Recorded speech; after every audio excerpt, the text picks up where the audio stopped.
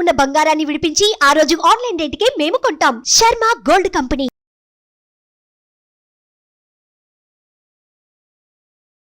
నమస్తే, welcome to Suman TV. నేను మీ యామ్ని.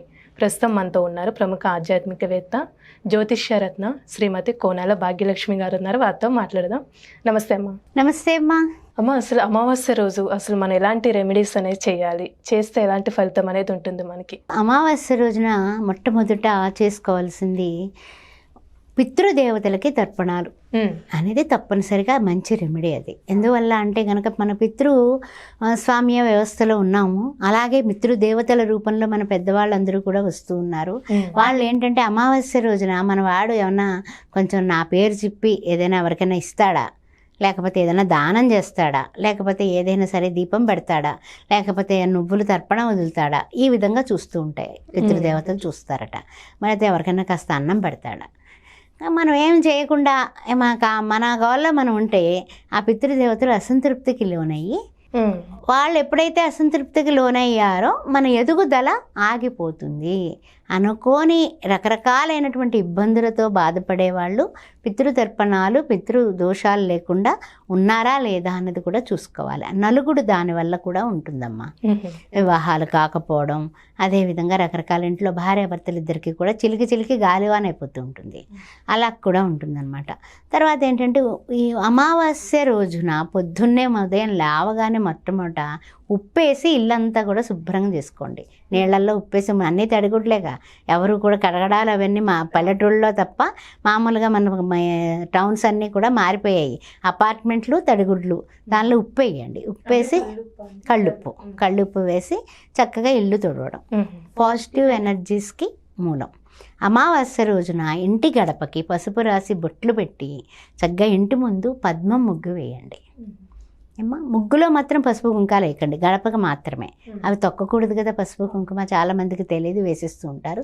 వేయొద్దు, దయచేసి వేయొద్దు.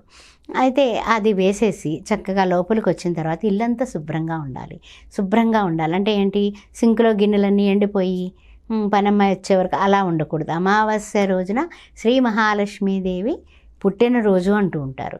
అమావాస్య రోజున అమ్మవారు సంచారం చేస్తుందట. అందువల్ల అమావాస్య రోజున సాయంకాలం 4 నుంచి 6, 5 గంటల వరకు కూడా ఏదైనా పని చేపట్టినా కూడా వెంటనే అయిపోతుంది. అలాగే మిట్ట మధ్యాహ్నం వేళ ఎవరికైనా సరే 12 గంటల వేళ అన్నదానం చేస్తే అమ్మవారు అయ్యవారు తీసుకుంటారు, లక్ష్మీనారాయణలు తీసుకుంటారు. అందువల్ల అమావాస్య రోజున అష్ట కష్టాలు తొలగాలి, అప్పులు తీరాలి అనేటటువంటి దానిలో ఉన్నవాళ్ళు నమ్మకంతో చేయండి. ఏం పని చేసినా సరే పాజిటివ్ రిజల్ట్ రావాలి, వచ్చి తీరాలి అన్నది. ఇంటికి చక్కగా పసుపు రాసి బొట్లు పెట్టి బూడిదుమ్మడికాయ కట్టండి. ఇంటికి దిష్టి తీసి అర్ధహారత కర్పూరం గుమ్మడికాయ మీద వెలిగించి, ఇంట్లో అన్ని రూములు కూడా మంచి గుమ్మడికాయ మీద వెలిగించి, చిన్నగా వెలిగించండి, ఇంత మంట వచ్చేలా కాకుండా, కంగారు పడకుండా ఇల్లంతా తిప్పండి ఆ గుమ్మడికాయని. ఆ గుమ్మడికాయని తిప్పేసి ఇంటి ముందు చక్కగా కొట్టేసి పసుపు కుంకుమ, కొత్త ఇంటి గృహప్రవేశానికి వేస్తాం కదా, అలా వేసుకోండి. అమావాస్య రోజున ఈ అన్నవరం సత్యనారాయణ స్వామిని తలుచుకొని, ఓ సత్యదేవా, నాకు ఈ విధమైనటువంటి కష్టాలున్నాయి, ఈ విధమైనటువంటి బాధలున్నాయి, వచ్చే ఏకాదశికి కానీ పౌర్ణానికి కానీ నీ యొక్క వ్రతం చేసుకుంటాను అనే సంకల్పం అమావాస్య రోజున చెయ్యండి. తప్పనిసరిగా నెరవేర్చుకునేటటువంటి విధానం ఆయనకుంది. శ్రీ సత్యదేవ తవ చరణం శరణం మమ మంత్రం అదే. శ్రీ సత్యదేవ తవ చరణం శరణం మమ అన్నది మీరు ఎప్పుడైతే చేస్తారో తప్పనిసరిగా 108 సార్లు అమావాస్య రోజున కూర్చొని చెయ్యండి.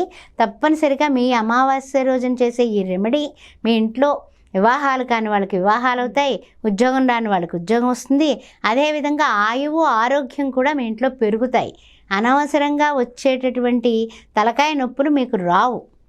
అందువల్ల అమావాస్య రోజున సత్యనారాయణ స్వామి వ్రతానికి శ్రీకారం చుట్టండి. అది ఒకటి. తర్వాత ఏంటంటే ఒక 3 నిమ్మకాయలు తీసుకోండి అమావాస్య పూట. అంటే చాలామంది రెమెడీస్ అంటూ ఉంటారు కాబట్టి చెబుతూ ఉన్నాను నేను. ఏంటంటే ఒకటి ఇంటికి దిష్టి తీసేయండి. దిష్టి తీసేసి ఇంటికి పసుపు కుంకుమ అద్దేసి కట్ చేసేసి పసుపు కుంకుమ అద్దేసి ఇంటి గుమ్మానికి గుమ్మడికాయ పెట్టమన్నాను కదా, ఆ గుమ్మడికాయ పక్కన ఇవి కూడా పెట్టేసేయండి. అది అయిపోయింది ఒకటి. 2, మీ భర్తని ఇంట్లోకి లోపలికి వచ్చేటట్టుగా నుంచోమనండి. మీ గుమ్మం ఎటువైపు ఉన్నప్పటికీ కూడా భర్త లోపలికి వస్తున్నాడు, ఈ నిమ్మకాయతో భర్తకి దిష్టి తీయండి. తీసి ఈ నిమ్మకాయని ఎక్కడైనా సరే దూరంగా పడవేసి వచ్చేయండి. కాళ్ళు చేతులు కింద కడుక్కొని వచ్చేసేయండి. ముందే నీళ్లు పెట్టుకొని ఆ పని చేయండి. 2, అంటే ఇంటి యజమాని అక్కడ, ఇంటి యజమాని ఏ విధమైన అనారోగ్యం పాలైనా ఏది తొక్కకూడనివి తొక్కినా కూడా మనకు అనర్థమే. అందుకని అది గుర్తుపెట్టుకోండి. 3వది ఏంటంటే కనుక ఒక మట్టి మూకుడు తీసుకోండి. ముందే రెడీ పెట్టుకోండి. మట్టి మూకుడు తీసుకొని ఆ మట్టి మూకుడిలో ఉప్పు నిండుగా పోసేయండి. దాని మీద పసుపు కుంకుమ వేయండి. ఓం నమ శివాయ అని వేస్తారా, ఓం శ్రీమాత్రే నమః అని వేస్తారా, లేకపోతే ఇంటి దేవతల్ని లేకపోతే ఎవరినైనా సరే అప్పుడు మన గ్రామ దేవతల్ని తలుచుకుని వెయ్యండి. వేసి చక్కగా దాని మీద నిమ్మకాయ పెట్టండి. ఆ నిమ్మకాయ పెట్టేసి నమస్కారం చేసుకొని దేవుడి దగ్గర మూల పెట్టండి. ఎవరు ఇంకా అది మన ఇంట్లో వాళ్ళు ఎవరు చూడకూడదు. అది ఆ మన్నాడు చక్కగా ఆ మోరిలో వేసేయండి. నెగిటివ్ ఎనర్జీస్ అన్నింటినీ కూడా అవి లాగేసుకుంటాయి. అర్థమైందా? తర్వాత అమావాస్య రోజున భోజనాన్ని ఒక్క మనిషికి ఎక్స్ట్రా వండి మీరు ఆ భోజనాన్ని దేవతా స్వరూపంగా అమ్మవార్లకి సమర్పించి, అంటే మీ ఇంటి దేవతలు కానీ ఎవరైనప్పటికీ కూడా పితృదేవతలు అయి ఉండొచ్చు, మీకు తోచినటువంటి అంటే గ్రామ దేవతలు అయి ఉండొచ్చు, మీకు ఇష్టమైనటువంటి వాళ్ళకి తలుచుకుని నా భోజనాన్ని నివేదన చేస్తున్నా అనుకొని అది ఎవరికైనా సరే ప్యాక్ చేసి పట్టుకెళ్ళి పెట్టేసిరండి. అద్భుతమైనటువంటి విషయాలు జరుగుతాయి మీ ఇంట్లో.